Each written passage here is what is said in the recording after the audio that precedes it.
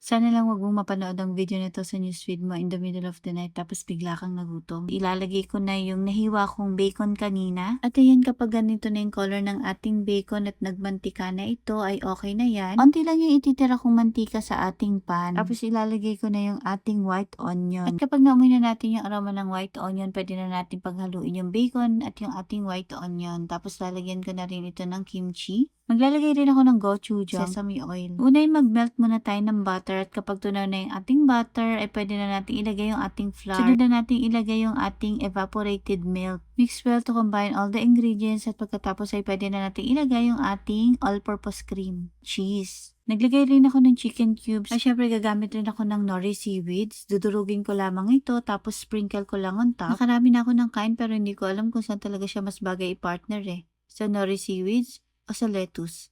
Ba't naman ako mamimili kung pwede naman pareho?